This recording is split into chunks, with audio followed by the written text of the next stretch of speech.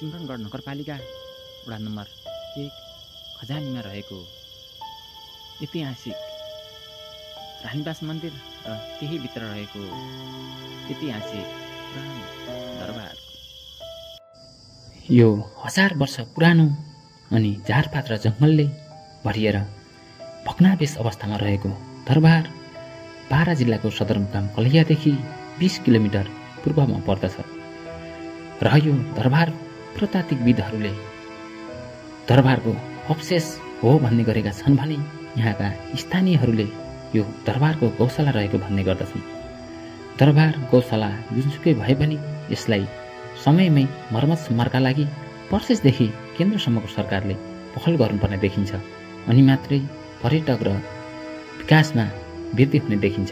नत्र भने सबै समयमै मर्मत सम्मार हुन सकेन भने एउटा कथामा मात्र सीमित हुनेछ। धन्यवाद।